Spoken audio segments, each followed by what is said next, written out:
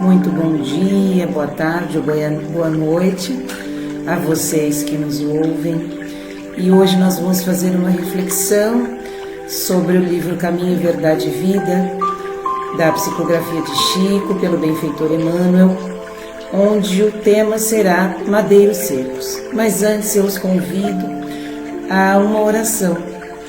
Vamos nos preparando então, internalizando os nossos sentimentos, aquietando os nossos pensamentos, quem sabe fechando os nossos olhos e elevando os nossos pensamentos ao mais alto, de onde emana a luz do nosso Criador, da fonte criadora, rogando ao Pai que nos abençoe o propósito de aprender, o propósito de nos esclarecer, de nos espiritualizar e de abrir a mente, o coração ao conhecimento, e que Jesus, esse Mestre que nos conduz com o seu roteiro, o seu Evangelho, possa nos abençoar também nesse caminho.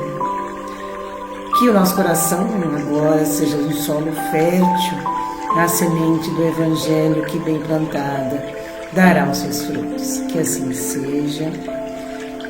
Fazendo a reflexão então sobre o tema de hoje, vamos dar uma lida nesse capítulo, que se intitula Madeiros Secos. Porque se ao madeiro verde fazem isto, o que será? Se fará o seco? Está em Lucas 23:31. Jesus é a videira eterna, cheia de vida, de seiva divina, espalhando ramos fartos, perfumes consoladores e frutos substanciosos entre os homens.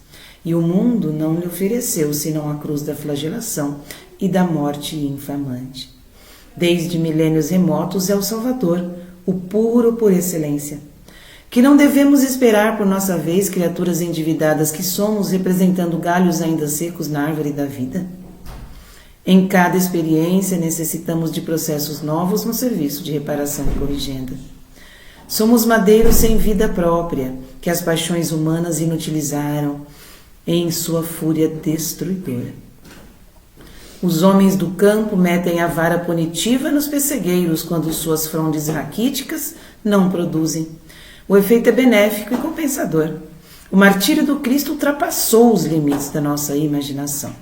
Como o tronco sublime da vida sofreu por desejar transmitir-nos sua seiva fecundante. Como lenhos ressequidos ao calor do mal, sofremos por necessidade em favor de nós mesmos. O mundo organizou a tragédia da cruz para o Mestre, por espírito de maldade e ingratidão. Mas nós outros, se temos cruzes na senda redentora, não é porque Deus seja rigoroso na execução de suas leis, mas por ser amoroso Pai de nossas almas, cheio de sabedoria e compaixão nos processos educativos. Analisando então o texto do benfeitor, vemos que ele compara, faz uma comparação com os galhos, a seiva, e ele faz essa analogia então. Quando ele diz que Jesus é a videira eterna, cheia de seiva divina, e compara Jesus então a essa árvore, e diz que ele está cheio de seiva divina, que essa árvore, que é Jesus, espalha ramos fartos e perfumes consoladores e frutos substanciosos. E o que foi que o mundo ofereceu para essa árvore, que tudo faz? Flagelação e morte infamante. Isso é o que o mundo ofereceu para a seiva divina. Desde milênios remotos ele é o Salvador, puro por excelência. Então não é de hoje, não é de ontem, e não foi no século I que Jesus começa a sua missão do grande semeador, daquele que espalha ramos fartos e perfumes consoladores. O que o nosso benfeitor traz aqui é desde milênios remotos.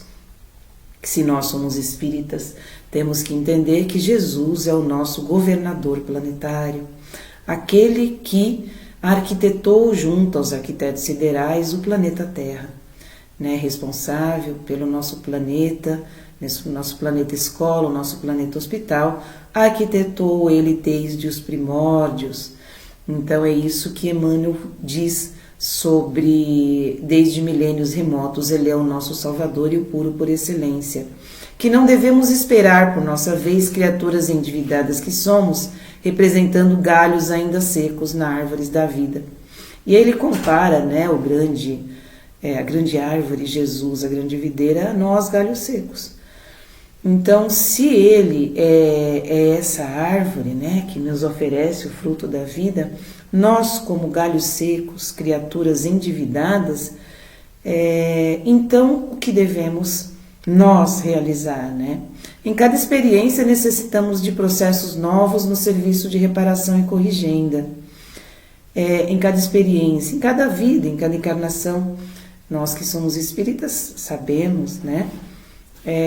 Espíritas, espiritualistas, sabemos que a reencarnação, ela é uma lei divina, e cada experiência, cada vida que aqui estamos vivendo para os processos novos de serviço de reparação e de corrigenda, porque nós, espíritos criados também há milênios, estamos aqui a caminho da redenção, mas ainda não redimidos. Cada reencarnação, cada vida que temos é uma experiência que deve contar nesse processo. Somos madeiros sem vida própria, que as paixões humanas inutilizaram em sua fúria destruidora. Ainda no capítulo das reencarnações, nós precisamos entender o quanto dependemos dessa seiva, né, da seiva que o grande mestre, né, o meigo Rabi da Galileia, ele espalhou, deixando o seu roteiro de vida sem ter escrito nada, sem ter vivido tudo, sem ter escrito nada, mas tendo ele mesmo vivido tudo aquilo que nós devemos então ter como exemplo, sendo ele o nosso mestre. Nós, enquanto sem vida própria, como diz aqui o nosso benfeitor, porque as paixões humanas inutilizaram, né? Todos nós viemos do erro, filhos do erro, somos convidados todos os dias ao acerto.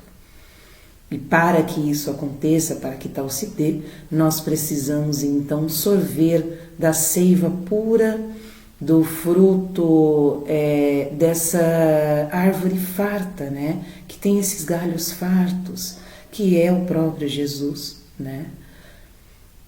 Somos madeiros que as paixões humanas inutilizaram em sua fúria destruidora. Então é preciso ver que ao longo do nossa caminhada, desde milênios, né? Desde que fomos criados, simples e ignorantes, estamos a caminho da luz, como o próprio Cristo disse, né? Vós sois deuses, poderão fazer o que eu fiz e muito mais. Só que Jesus, ele é o nosso irmão mais velho, e ele segue à frente, aguardando a nossa caminhada, que nos libertará dessas paixões que nos inutilizaram tantas e tantas oportunidades. Então, se nós aqui chegamos e aqui estamos a estudar o Evangelho, a nos propor a espiritualizar nossa vida, nossa alma e os nossos dias, temos que entender então que é preciso compreender que fomos inutilizados. Se um dia fomos inutilizados pelas paixões avassaladoras, hoje nós queremos o caminho da corrigenda, o caminho do sacrifício dessas paixões. Os homens do campo remetem a vara punitiva nos pessegueiros quando suas frondes raquíticas não produzem, né? Então é uma prática comum ao homem do campo. Emmanuel traz aqui o pessegueiro como um exemplo, né? Quando as árvores não dão frutos, estão raquíticos, eles então metem a vara punitiva. Ele faz aqui uma analogia que o efeito é benéfico e compensador. Então, quando ele faz essa analogia, ele traz o martírio do Cristo, que ultrapassa os limites da nossa imaginação, como o tronco sublime da vida, sofreu por desejar transmitir-nos sua seiva fecundante. Ao contrário do pessegueiro com frondes raquíticas, a árvore do Cristo era o tronco sublime da vida, e ainda assim ele sofreu. Ainda assim nós lhe impomos o martírio, né? Nós, como seres humanos aqui, desse planeta de regeneração, desse planeta que é um planeta escola, é um planeta hospital. Ele que veio até nós, né, com suas frondes, com seus frutos, com sua seiva divina, nós então impusemos a ele aquilo que o homem do campo impõe ao pessegueiro raquítico, um sacrifício sem que ele, o grande semeador da vida por excelência, o merecesse. Como os lenhos ressequidos ao calor do mal, sofremos por necessidade em favor de nós mesmos. E aí ele compara, né, nós que somos lenhos ressequidos ao calor do mal, né, o mal nos ressecou, o mal que nós escolhemos, não o mal que nos foi imposto, nós sempre escolhemos. Sofremos por necessidade, que os nossos sofrimentos, enquanto lenhos ressequidos, né, eles são necessários, diferentemente de Jesus. Nós lhe impusemos o sacrifício sem que houvesse necessidade. Como quando ele disse, quando esteve aqui aos seus apóstolos, que era preciso cumprir as profecias. Quem escreveu essas profecias e quem ditou, né, que o cordeiro ele deveria ser sacrificado, não foi Deus. Não foi Deus que definiu, né, que Jesus deveria sofrer do jeito que ele sofreu. Fomos nós.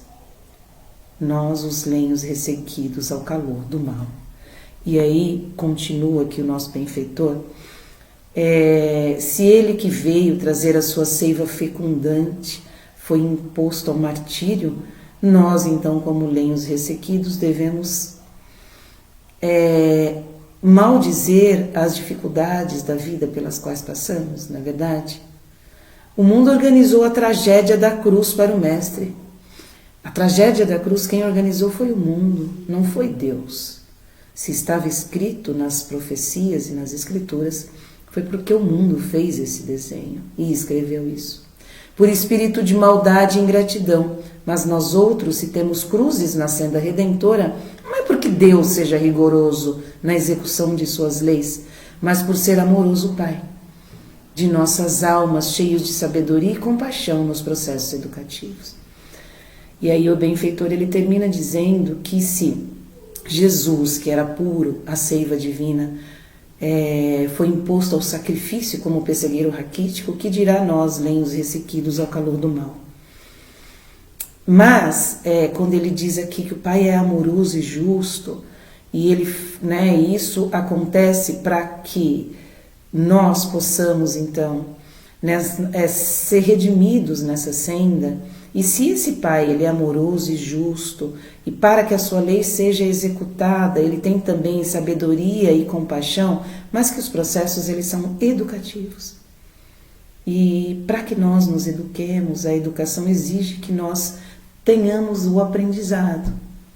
E para aprender nós precisamos então passar pelaquilo que nós temos que passar. Não porque Deus é rigoroso em sua lei, como diz aqui Emmanuel, mas ele, muito pelo contrário, é amoroso. Os processos educativos, eles causam dor porque eles estão de acordo com aquilo que nós temos semeado. Como semeadores que somos também, precisamos entender o que é que andamos semeando e refletir se esse mundo de hoje ainda, há 2025 anos depois do flagelo do Cristo, ainda assim aceitaria o Cristo e a sua seiva, e abraçaria os seus frutos e provaria dos seus frutos da sua árvore frondosa, ou se ainda hoje, nós enquanto humanidade, ainda hoje, nós imporíamos a essa grande videira que é Jesus Cristo, o sacrifício da cruz. Façamos essa reflexão e tenhamos conosco que Deus, o grande doador da vida, a fonte criadora, não quer que soframos o sofrimento, as dificuldades pelas quais temos que passar, educativas que são uma escolha, sempre foram, uma escolha nossa mesmo.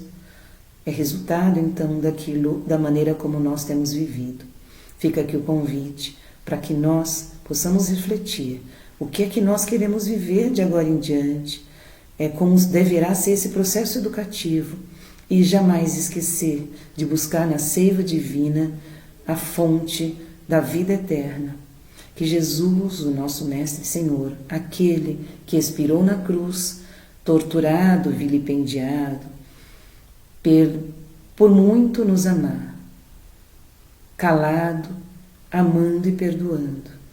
Se Ele traz para nós, então, a sua mensagem, e que essa mensagem é acolhida em nossos corações, se nós a acolhemos todos os dias, que Ele, o grande pastor, ovelhas que somos, o grande semeador, possa abençoar-nos nessas reflexões desse dia. Muito obrigada, que Jesus nos abençoe.